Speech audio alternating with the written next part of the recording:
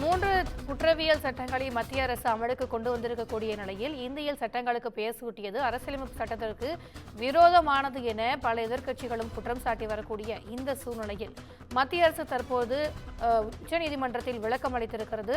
அண்மை செய்தியாக நாம் பார்த்துக் கொண்டிருக்கிறோம். மூன்று சட்டங்களும் அரசியலமைப்பு சட்ட விதிகளை மீறவில்லை, எவரின் அடிப்படை உரிமையும் பாதிக்கப்படவில்லை என மத்திய அரசு சென்னை உயர்நீதிமன்றத்தில் தற்பொழுது விளக்கம் அளித்திருக்கிறது. கூடுதல் விவரங்களை எமது செய்தியாளர் சுந்தரம் வழங்க கேட்கலாம். வணக்கம் சுந்தரம், மத்திய அரசினுடைய இந்த விளக்கம் குறித்தான கூடுதல் விவரங்கள்.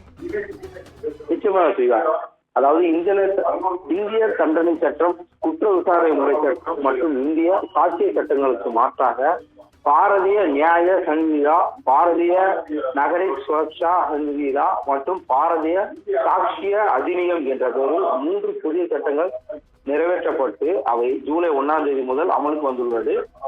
இந்தி மற்றும் சமஸ்கிருதத்தின் பெயர் சூட்டப்பட்டுள்ள இந்த சட்டங்களை அரசியல் சட்டத்துக்கு விரோதமாக அறிவிக்க கோரி தூத்துக்குடியைச் சேர்ந்த வழக்கறிஞர் ராம்குமார் ஆதித்தன் என்பவர் சென்னை உயர்நீதிமன்றத்தில் ஒரு வழக்கை தொடர்ந்திருக்கிறார்.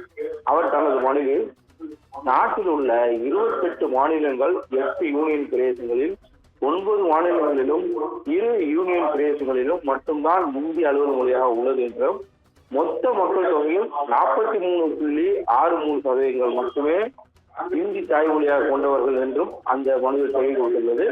மேலும் இந்திய அரசியலமைப்பு சட்டத்தின்படி நாடாளுமன்றத்தில் நிறைவேற்றப்படும் சட்டங்கள் ஆங்கிலத்தில் மட்டுமே இருக்க வேண்டும், வேறு மொழிகளில் சட்டம் இயற்ற நாடாளுமன்றத்திற்கு அதிகாரம் இல்லை எனவும் சுட்டிக்காட்டப்பட்டுள்ளது.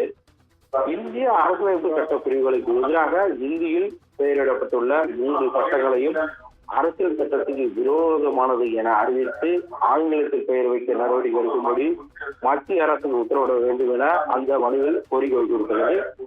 இந்த மனுவானது அதாவது பொறுப்பு தலைமை நீதிபதி மகாதேவன் மற்றும் நீதிபதி முகமது சபிக் அடங்கிய அமர்வில் விசாரணைக்கு வந்தபோது மத்திய அரசின் சார்பில் ஆஜரான கூடுதல் சொலிசிட்டர் ஜெனரல் சந்திரேசன் 3 சட்டங்களும் ஆங்கிலத்தில் தான் நிறைவேற்றப்பட்டன எனவும், சட்டங்களின் பெயர்கள் கூட ஆங்கிலத்து எழுத்துக்களில் தான் இடம்பெற்றுள்ளன என்றும் விளக்கினார். மேலும் இந்த சட்டங்கள் அரசியலமைப்பு சட்ட விதிகளை மீறவில்லை எனவும், எவரின் அடிப்படை உரிமையும் இதனால் பாதிக்கப்படவில்லை எனவும் குறிப்பிட்டார். மேலும் சட்டங்களுக்கு பெயர் சூட்டும் விவகாரம் என்பது நாடாளுமன்றத்தின் விருப்பம் எனவும், இதில் நீதிமன்றம் தலையிட முடியாது எனவும் விளக்கமளித்தார். இதையடுத்து இந்த மனு குறித்து விளக்கமளிக்க உத்தரவிட்ட மத்திய அரசு விளக்கமளிக்க உத்தரவிட்ட நீதிபதிகள் இந்த வழக்கு தொடர்பான விசாரணையை ஜூலை 21ஆம் தேதிக்கு ஒத்திவைத்தனர். திவ்யா.